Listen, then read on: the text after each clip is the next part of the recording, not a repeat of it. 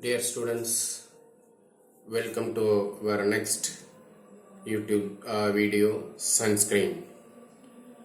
Now I am going to explain about sunscreen. Sunscreen. So before going to the sunscreen, we will discuss about the solar radiation. What are the composition of solar radiation and how it will affect the skin and how it is harmful, etc. All these things will be dealt in this seminar. This solar radiation reaching the terrestrial surface, actually it comprises of three rays. One is ultraviolet rays, another one is visible light, another one is infrared rays. So the total spectra of the magnetic radiation, the length of the spectra may be 100 nanometer to 1 millimeter. In this, it may be divided into three major things. That is, one is UV radiation. It is having a shortest wavelength, that is 200 to 400 nanometer, and a visible light may be 400 to 740 nanometer. The IR, it may be 760 to 1 lakh nanometer. Actually, the UV radiation constitutes about nearly 10% of the total output of the sun. So these are all the basic thing you must know about this solar radiation and what its constituents, etc. Then next, this is the figure. It shows an electromagnetic spectra of solar ultraviolet rays and their biological effect on the skin. Actually, we have seen that is the solar radiation may be UV radiation may be divided into, that is 200 to 400 nanometer. That is may be divided into three aspects. That is UVA rays, UVB rays, and UVC rays. So here that is 400 to 320 nanometer. We can call it as a UVA rays, and 320 to 280 we can call it as a UVB rays. And UVC rays may be 280 to 100 nanometer. So here that is what it says. That is first by seeing this figurical representation itself, we can say that is how it may be affect the epidermis and dermis. And actually that is UVA, B, it will reaches the skin, and UVC does not reaches the skin because it may be filtered in the atmosphere itself. And we will see what is the mechanism involved in that. So first, what UVA rays, actually it causes the risk of skin aging, dryness, dermatological photosensitivity, and skin cancer. And actually it damages the DNA through the generation of reactive oxygen species, which causes the oxidative DNA base modification and DNA strand breaks. Actually, the DNA strands means that the helical structure of the DNA, it will break. So once it may be broken, and it may be causes the mutation formation in the mammalian cell. So what is the mechanism involved in the UVA rays affection is damages the DNA through generation of reactive oxygen species. ROS may be generated. Actually, this causes the oxidative DNA base modification and DNA strands breaks. That is a simple theory, and ultimately it results to that is mutation formation in the mammalian cell. Next, we are coming to that UVB rays. That is actually directly damage the DNA through the formation of pyrimidine dimer and cause apoptosis or DNA replication errors, leading to mutation and cancer. So the base mechanism is different for UVA rays and UVB rays. It will affect, and already we have known that is UVC rays does not penetrate through the atmospheric layer. And what is the mode of action of this sunscreens? What we are using the sunscreens? Actually, the mode of action is to prevent and minimize the negative effects of UV light based on its ability to absorb, reflect, and scatter solar rays. There will be three aspects. that is absorption and reflection and scattering of the solar rays. Sunscreens are not only addresses the UV effects and also it protect the skin from the various other risks like IR, blue light and pollution. UV radiation is most commonly implicated in the skin disorder development and worsen the disorders of the dyspigmentation, accelerating aging and eliciting the genetic mutations. So ultimately how we can determine the effective of this sunscreen means by means of sunscreen is determined to be a sun protection effect factor that we can call it as a SPF. So SPF value ranges from 6 to 10, 15 to 20, 30 to 50 and 50 plus. Actually this ranges may be called as low, that is medium, high and very high respectively. Here there is a figurical representation that is sun protection factor SPF factor definitions including the filtered and transmitted UV radiation. Here we can say that is UV effect against the sun protection factor, the graph has been drawn. And here that is 100% of the UV effect will be there. There will be a sun protection factor may be 1. And that is, it may be given in the red. UV does not reaches the skin. Dust that reaches the skin. And this is a part of sunburn dose. So directly it reaches and does not any block or absorption or any reflection. And UV green is that UV percentage here 93%. There will be a suppose how the SPF may be calculated means there will be 100 photons. Photons means that UV rays may be affected in means of photons.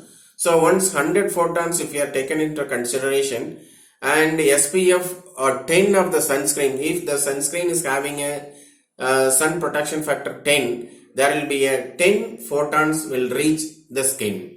Out of 100, only 10 photons will reach the skin.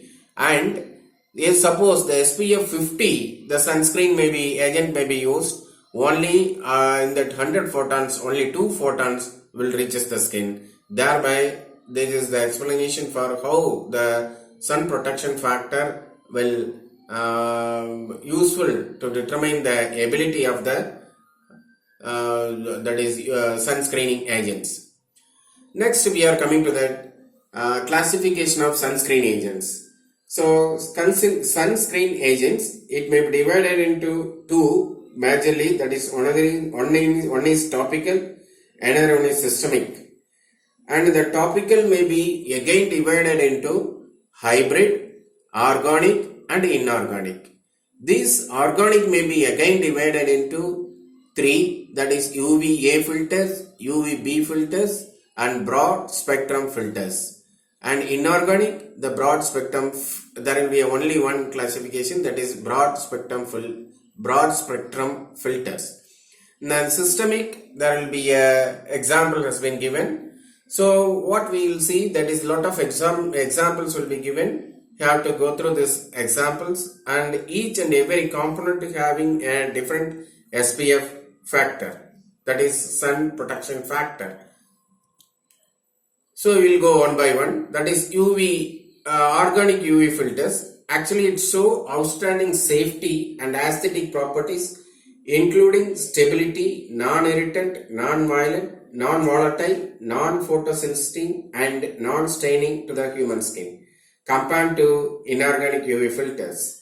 Actually the filters combination at levels currently allowed by the FDA to provide a broad spectrum absorption as well as increased SPF values. So these sunscreens are controlled by FDA, Food and Drug Administration Act.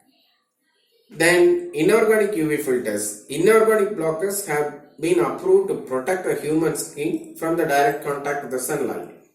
Actually it may be acted by means of two methods. One is reflecting, another one is scattering of UV radiation. When comparing to this organic, they are less toxic, more stable and safer. And actually this is on disadvantage, that is having a visible due to white pigments, reduce residues left on the skin and stained clothes. Since 1990s, the metal oxides have been synthesized in the form of micro and nanoscale particles. I think you may be knowing that what is the nanoparticle advantages. Actually, to reduce the reflection of the visible light and make them to appear transparent throughout the skin, that's so the particle sizes may be reduced. So, and ultimately it will result the enhance aesthetic over a large range. And next we are coming to this hybrid UV filters. The hybrid UV filters, actually the two half blended material intended to create a desirable functionalities and properties. Constituted of organic components, that is molecule or organic polymer, mixed with inorganic components, metal oxides, carbonates, phosphate, halogenized and allied derivatives at a molecular and nanoscale. This combination creates an ideal material with a broad spectrum and high chemical, electrochemical, optical transparency, magnetic and electronic properties. Some less toxic and biocompatible hybrid materials have been utilized as an active ingredients in cosmetics. Actually, due to their ability to absorb or deliver organic substances into the hair cuticle, the skin layers, thereby improving the skin care effect. So, this is hybrid maybe actually very effectively. Suppose the hair is the main drawback when you are applying on the skin. So, it has to penetrate the hair cuticle and other things very easily. So the hybrid UV filters are having advantages. Next we are coming to botanical agents. So botanical agents are secondary metabolites actually produced by the living organism and which plays an important role in growth and continuity of these organisms. So these metabolites possess antioxidants and UV ray absorption abilities. Properties are related to this. How the properties may be exciting, that is properties are related to electron systems which are mainly found in conjugated bond structures expressed in a linear chain molecules and in most of the aromatic compounds containing electron resonances. So this is the basic mechanism how the botanical agents are acts. So UV radiation can generate a huge amount of ROAs, we have already seen in the first itself. So what is that? It leads to inflammation, and once the inflammation is formed, neutrophil infiltrate activates nicotinamide adenine dinucleotide phosphatase oxidase enzyme and sebaceous gland dysfunction and accelerates skin pigmentation and dermal matrix. So in presence of antioxidants, the ROAS radicals are directly scavenged and prevented from the biological targets. So the propagation of oxidant is limited, resulting in the prevent aging. So ultimately we can say these botanical agents containing antioxidants. How the antioxidants will be act? Actually in the first itself, it will scavenge the ROS radicals. Next, photoprotection mechanism of antioxidant compounds. How the antioxidant compounds will act, we'll see some examples of this antioxidant compounds. These may be found by research. That is, first one is vitamin C. I think you may be knowing that this is a antioxidant, very good antioxidant, natural occurring antioxidant. Neutralizing ROS radicals in aqueous compartments of skin based on the oxidation capacity of ascorbate. Reducing sunburn, cell formation, arrhythmia and immunosuppression. Inhibiting tyrosine synthesis and maintaining hydration to protect a skin epidermis barrier. And in this way, the vitamin C acts. What is the drawback of this vitamin C? That is challenging of vitamin C is poor skin penetration and instability is the challenging for vitamin C. And next we are coming to vitamin E. Actually protecting the cell membrane from oxidative stress. We have already seen that the basic problem is ROS generation and oxidation. So inhibiting UV induced cellular damage, thereby photoaging, lipid peroxidation, immunosuppression and carcinogenesis is blocked. And next we are coming to this phenolic compounds. Actually, the how phenolic compounds will scavenge directly the free radicals, conserving a proper skin structure through the regulation of matrix metalloproteinase enzyme, inhibiting collagenase and elastate, thus facilitating the maintenance of proper skin structure. I think you may be knowing that is these are all the important aspect that collagen may be very important for all the things to maintaining the structure of the skin. Next we are coming to the flavonoid compounds. Their double bonds in flavonoid molecules provide a high ability to absorb UV. The presence of hydroxyl group attached to the aromatic rings also contributes to their always scavenging capacity. Next we are coming to that carotenoids.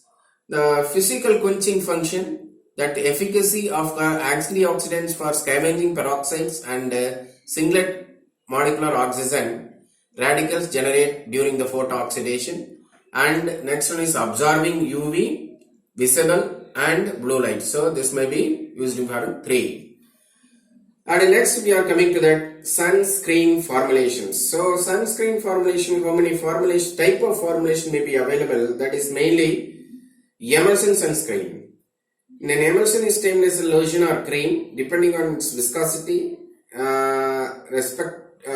respectively between 50,000 and in the range of 1.5 lakhs to 5 lakhs centipoises.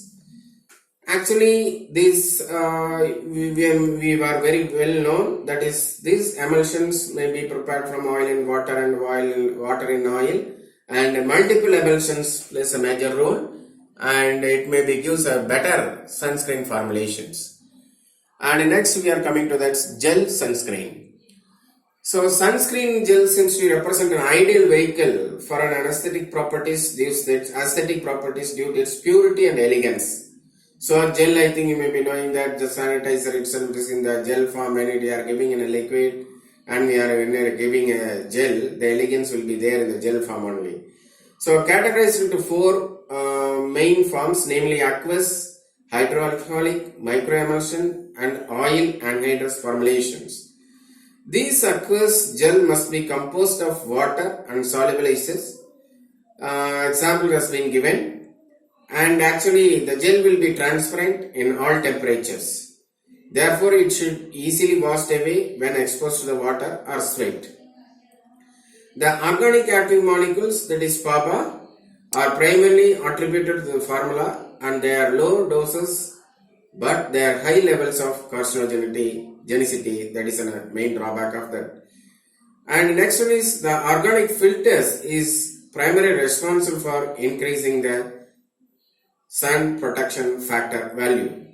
This aqueous gel provides low sun protection factor compared to other kind of gel sunscreens. Next we are coming to this aerosol sunscreen. So aerosol sunscreens are topically applied to the protect skin disorders from the harmful sunlight.